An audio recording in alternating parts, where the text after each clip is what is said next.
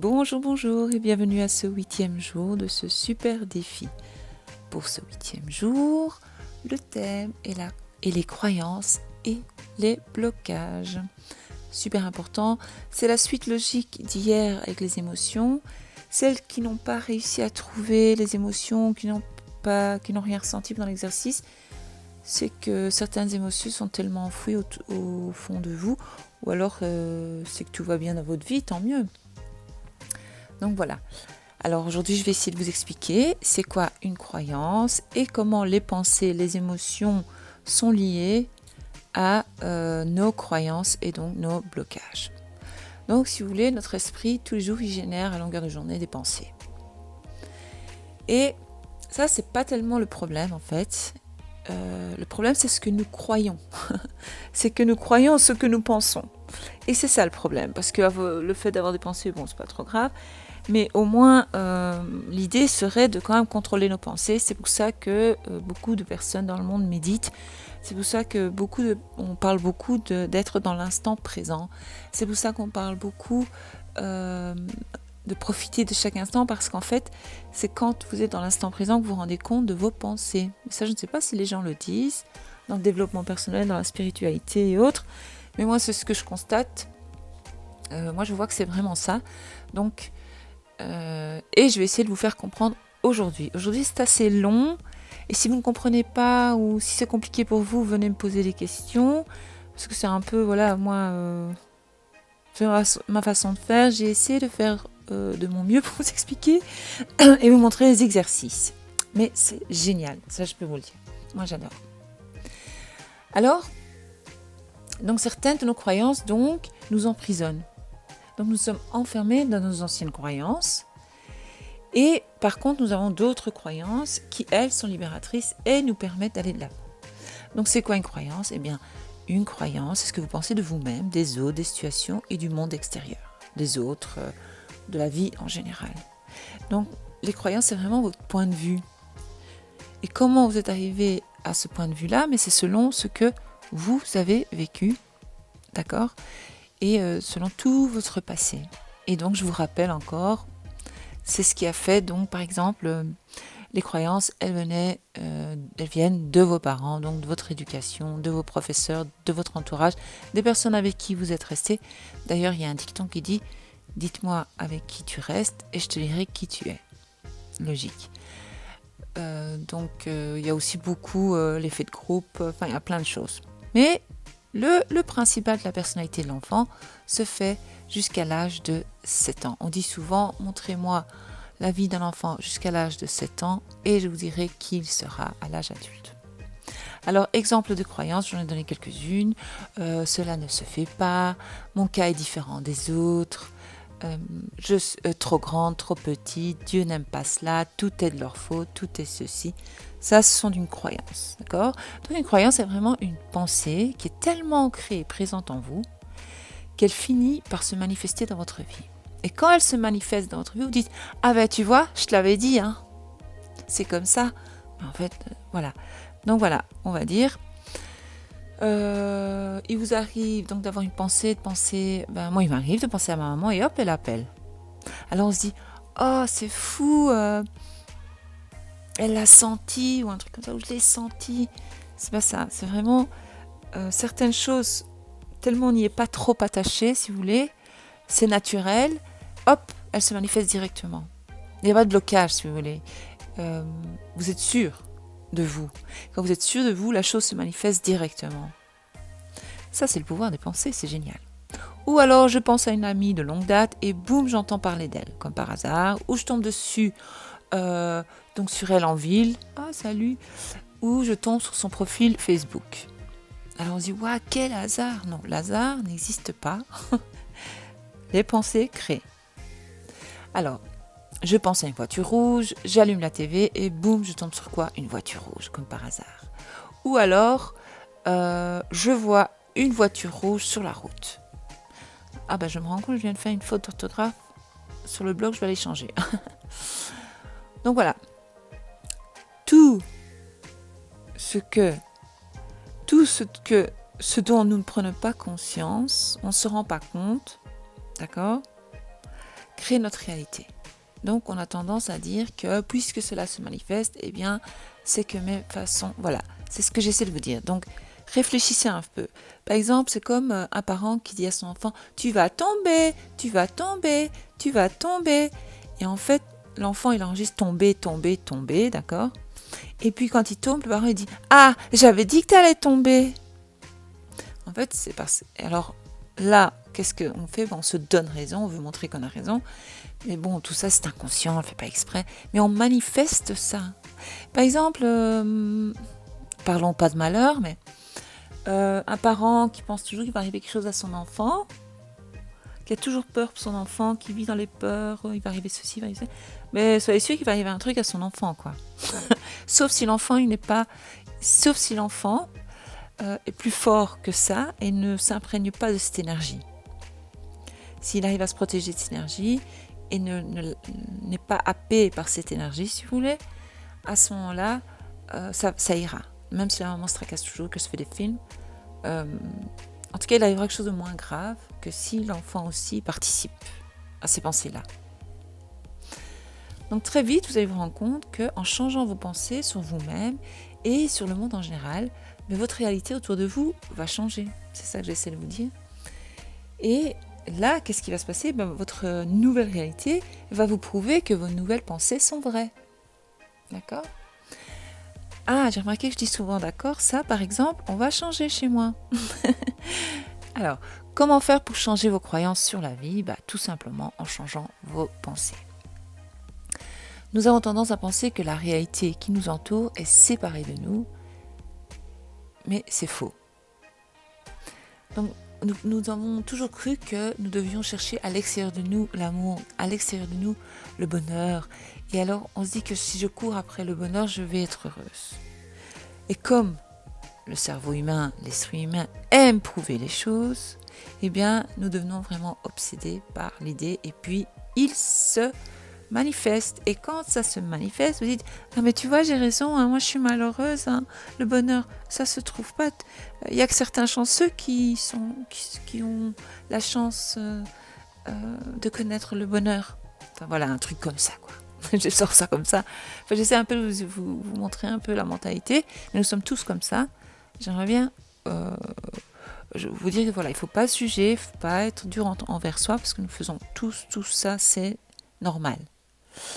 Alors, à partir du moment où vous comprenez ça, et bien là, vous commencez à vraiment vous rendre compte qu'en fait, qu'il se trouve que notre réalité physique et notre monde extérieur, donc notre vie en général, est une sorte de grand miroir holographique géant qui nous renvoie donc notre miroir. Vous comprenez ? Donc tout simplement, le reflet physique de nos pensées, hop, on le revit tous les jours, si vous voulez. Donc, si vous voulez, nous revivons le reflet de nos pensées prédominantes. Et ce sont nos croyances. D'accord ? Si vous pensez que, votre voisin c'est un monstre, par exemple, votre voisin c'est un, eh bien, votre monde, donc votre miroir holographique va vous renvoyer ça. Donc à chaque fois que vous allez voir, il va se passer un truc que ça va encore confirmer le fait que le gars, c'est un monstre, par exemple. Donc voilà, c'est un peu... Voilà. Donc c'est pour cette raison que la réalité est différente pour chaque personne. Par exemple, c'est pour ça que nous sommes tous uniques, parce que chaque personne, selon ses pensées, selon ses croyances, selon...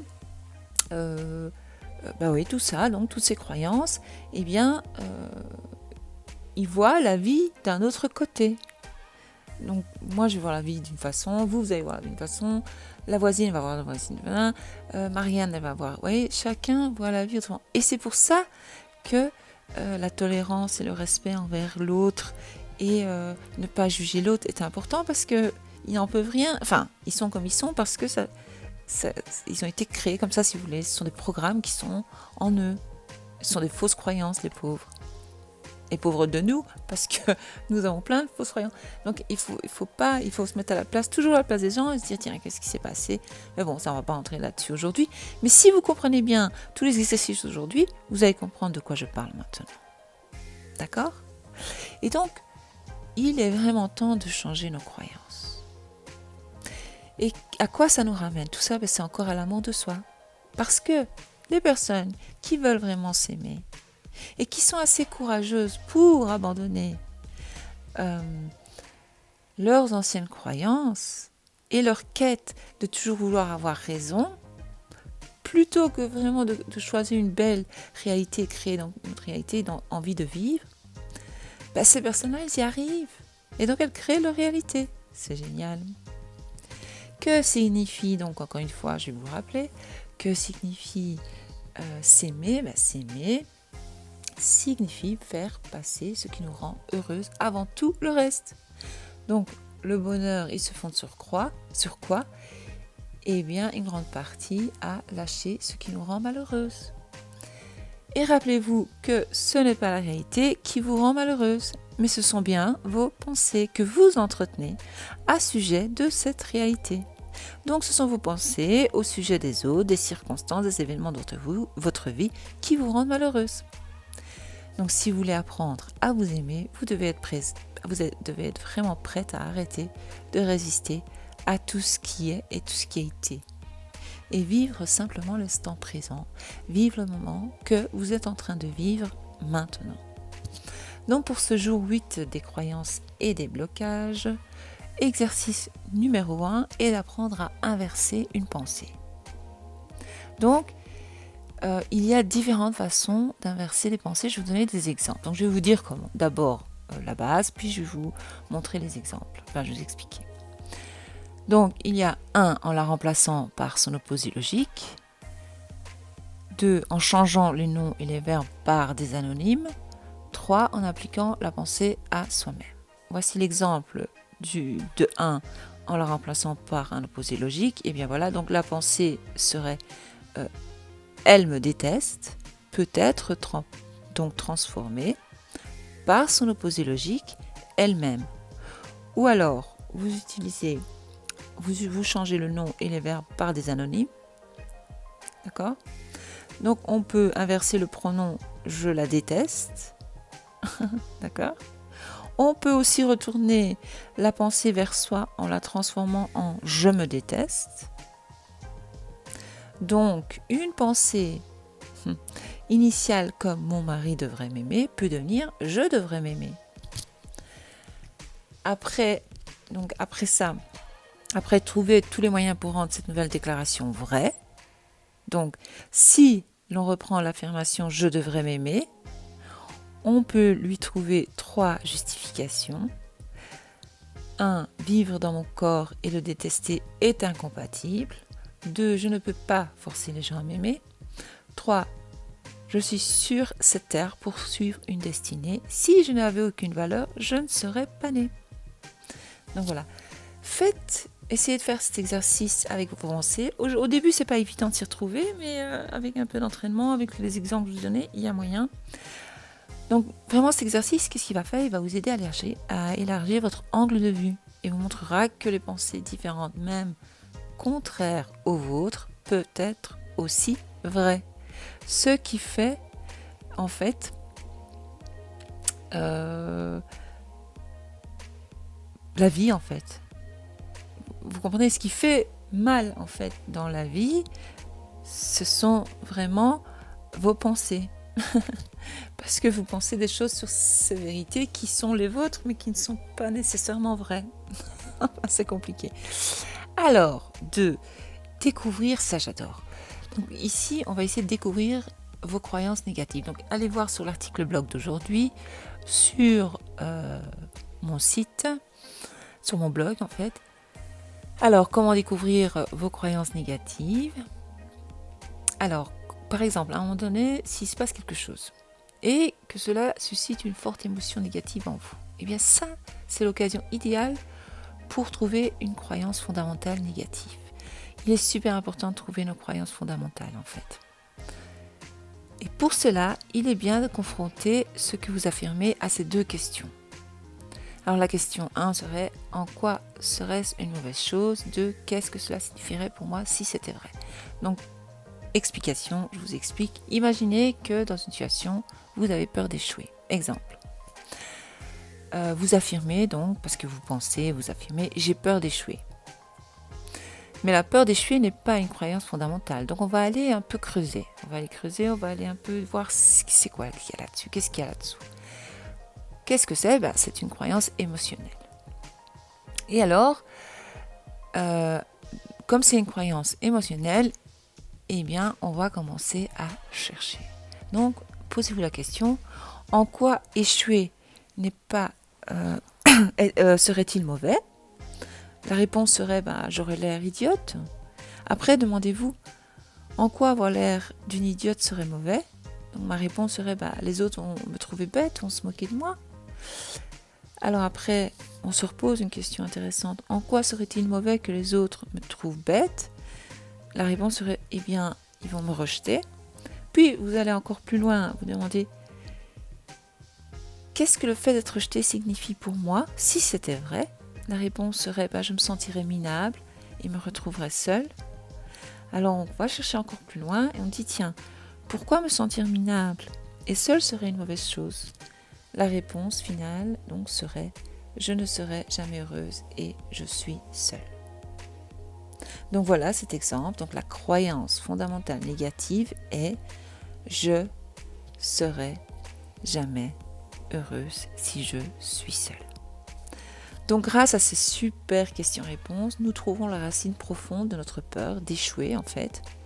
Souvent, la croyance fondamentale est le fait de vraiment plusieurs aspects qui varient vraiment d'une personne à l'autre, puisque nous sommes tous uniques. D'accord ?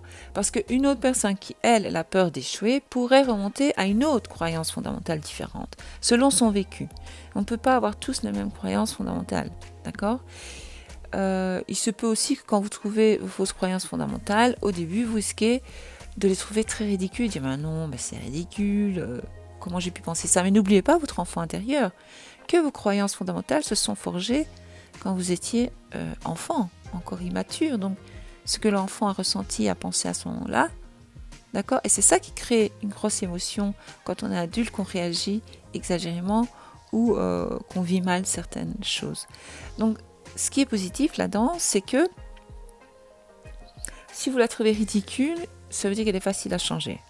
D'accord ? Tout ce qu'il y a à faire, c'est trouver l'opposé de cette croyance et hop, y croire et commencer à l'implanter dans votre cerveau, on va dire. Donc voilà. Maintenant, exercice 3, modifiez vos croyances négatives l'une après l'autre. Comment faire ? Donc découvrir nos croyances négatives demande vraiment du temps et de la patience avec vous-même. C'est vraiment pas facile de creuser toute seule les couches superficielles de nos pensées, nos sentiments, nos réactions pour trouver nos croyances sous-jacentes. Mais je trouve que c'est vraiment un exercice super méga important. Je fais comme les enfants, mais là c'est super important. Donc une fois vos croyances identifiées, vous pouvez analyser et décider ce que vous voulez croire à la place. Alors, je vais vous donner un petit exemple. D'abord, je vais vous donner une explication qui après va vous mener à l'exercice. Ça, c'est un super exercice que j'ai appris. Il est génial. Je ne l'ai pas inventé, voilà. Mais je vais vous l'expliquer. Alors, voici comment je vais essayer de vous faire comprendre le fonctionnement des croyances. Donc, imaginez une table, d'accord ? Une table avec 4 pieds. Donc, le dessus de la table, on va l'appeler le plateau de la table, représente votre croyance, donc la croyance elle-même. Les pieds sont les justificatifs, d'accord ? Que vous utilisez pour soutenir vos croyances. Oui, mais nanana. Tiens, j'ai un chat dans la gorge. Pardon. Les pieds de la table sont-elles collés au sol ? Qu'est-ce que la colle va représenter ? Le bénéfice émotionnel que vous retirez à conserver cette croyance. Je vais essayer de vous expliquer l'exercice, mais allez voir sur l'article blog, comme ça Dans l'article, vous allez avoir tout, vous pouvez revenir régulièrement dessus et voilà. Donc, le bénéfice émotionnel que vous retirez à entretenir une croyance, il faut vraiment se poser cette question. Est-ce que ça vaut la peine de souffrir autant juste pour ce bénéfice émotionnel? D'accord? Si ce n'est pas le cas, alors c'est que vous êtes prête à remplacer cette croyance par une nouvelle. Rien que décider ça, prendre la décision va vraiment dissoudre la vieille croyance, comme si on dissolve la colle, donc la fameuse colle qui maintient le pied de la table. Donc après, retirer les pieds de la table, eh bien pour cela, vous pouvez percer des trous dans ce qui vous sert à justifier vos vieilles croyances, jusqu'à ce que les justifications ne tiennent plus. Alors, le plateau de la table, vos croyances, boum, tombera lui-même. D'accord? Alors, décidez maintenant d'un nouveau plateau, ça c'est possible, pour soutenir. D'accord? Vous aurez besoin des justifications pour soutenir votre nouvelle croyance. Donc, vous allez devoir ajouter de la colle pour sécuriser la nouvelle table, trouver les bénéfices émotionnels de votre nouvelle croyance. Voilà, vous pouvez maintenant récolter les fruits de votre nouveau travail. Alors, exemple. Imaginons un jeune homme ou un homme qui dit, voilà, qui a cette croyance, je suis stupide. D'accord? Les bénéfices secondaires de cette croyance sont-ils supérieurs à la souffrance qu'elle génère? Donc, étape 1, qu'est-ce qu'il va falloir faire? Donc, voici les bénéfices donc secondaires que peut trouver une personne qui est convaincue d'être stupide. Penser que je suis stupide me donne toujours une excuse en cas d'échec. Je fais en sorte que les autres n'attendent pas grand-chose de moi. Cela me donne un prétexte pour ne même pas essayer. Mes pensées que je suis stupide m'empêchent aussi de savoir de quoi je suis vraiment capable.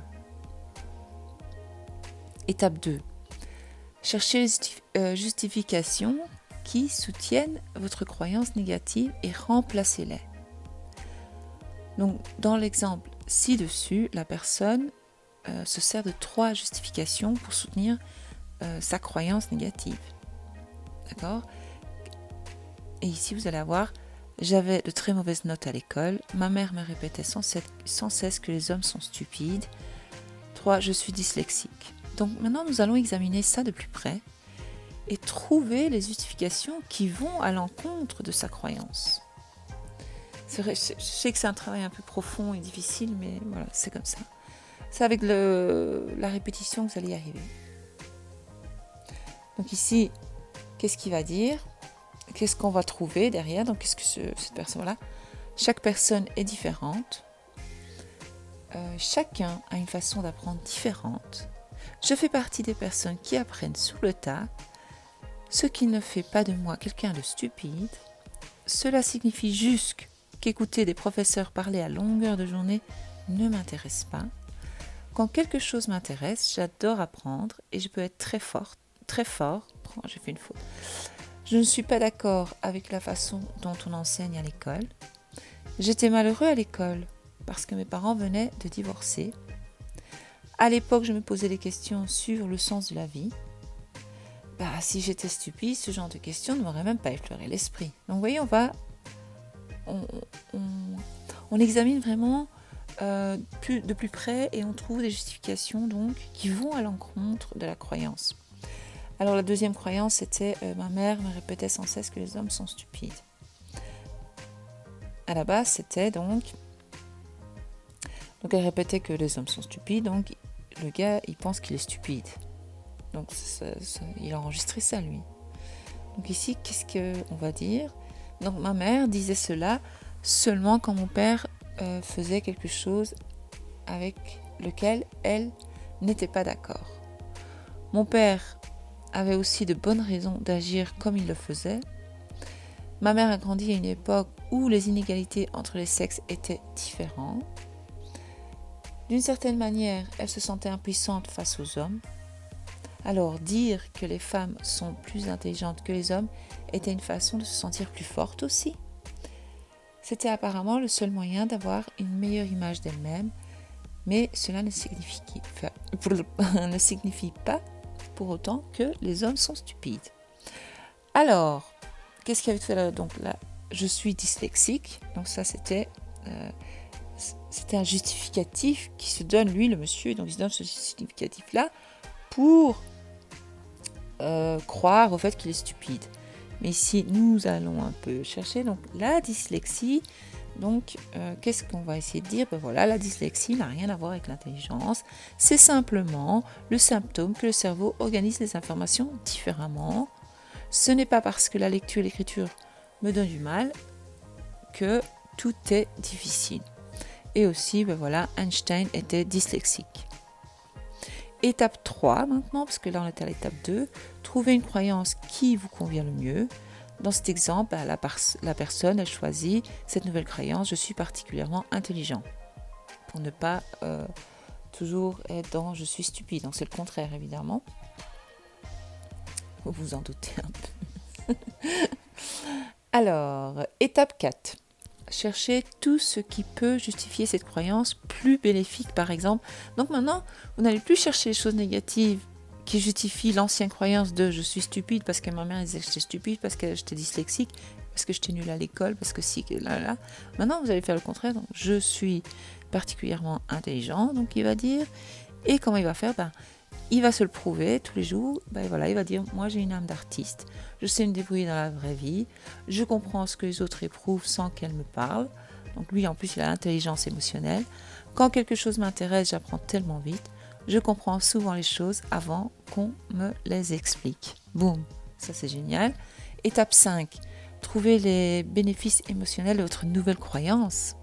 Ça peut être varié, donc vous verrez bien, mais ici je donne un exemple. J'aurai davantage confiance en moi. Je vais me lancer dans ce qui m'a toujours intéressé au lieu d'être frustrée de ne pas le faire. Je serai plus séduisant aux yeux des femmes. Je vais pouvoir trouver un travail. Donc ça, c'est pour se motiver à croire à... vous avez bien compris, hein. J'aurai une meilleure image de moi, ce qui me rendra plus heureux. Je pourrai aider les enfants dyslexiques afin qu'ils se sentent plus sûrs d'eux et moins stupides que je ne me suis sentie. Donc vous voyez, là, vous comprenez vraiment que changer une croyance, que vous posiez et preniez le temps. Donc vraiment, il faut s'asseoir, prendre le temps de l'examiner attentivement, remettre en question, la remplacer par une autre. Ouais, je sais, ça prend beaucoup de temps, mais bon, il faut réfléchir, il faut faire un choix dans la vie. Soit vous vous posez 1 heure, 2 heures, 3 heures, je sais pas moi, tous les jours, enfin pas tous les jours 3 heures, mais 1 heure de temps en temps, voilà, pour commencer à changer vos croyances. Soit on reste frustré à vie, et voilà, on reste dans d'anciennes croyances et on continue à revivre tous les jours les mêmes schémas, les mêmes histoires d'amour, les mêmes problèmes avec ci, les mêmes. Donc tout revient non-stop parce que les croyances de base sont toujours les mêmes. Donc voilà. Ne vous étonnez pas, parfois vous allez retomber dans vos vieilles croyances parce que vous allez retomber dans vos anciennes pensées, parce qu'on oublie.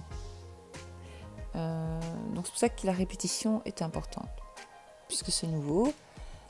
Et tout doucement, vous allez commencer à adhérer donc, à votre nouvelle croyance de pensée qui vous font du bien. Et à ce moment-là, votre cerveau il va associer tout ça à vos émotions, puisqu'il y aura la connexion cœur-esprit, vous serez d'accord. Et c'est là qu'il y aura de nouvelles connexions neuronales qui vont se faire grâce à la nouvelle pensée positive. Avec le temps et l'habitude, ça ira. D'accord ? Faites votre part et votre cerveau suivra aussi. Exercice numéro 4, c'est la gratitude. Nommez 5 choses pour lesquelles vous êtes reconnaissant dans votre journal. N'oubliez pas dans votre cahier ou sur une feuille. Aujourd'hui, et dites merci. Alors, affirmation positive du jour. Toutes mes croyances sont en harmonie avec mes objectifs. En répétant constamment mes désirs, je crée une croyance parfaite en ma capacité à les atteindre. Exercice numéro 6, je n'ai pas fait de méditation cette fois-ci parce que sinon vous allez vraiment faire exploser le cerveau là. Surtout avec tous les exercices là-haut, il va falloir le comprendre, le mettre en pratique, se poser des bonnes questions. Alors je me dis tiens, si on lâchait prise et on va calmer un peu le stress, l'anxiété, l'angoisse qu'il y a pour le moment avec justement, donc je vous ai mis les affirmations positives pour éliminer le stress. Donc sur YouTube, allez voir. Si vous cliquez sur l'article blog, vous verrez tout en dessous, bon, vous cliquez et vous atterrissez directement sur cette vidéo. Alors n'hésitez pas à poser vos questions si vous en avez, et merci, à demain.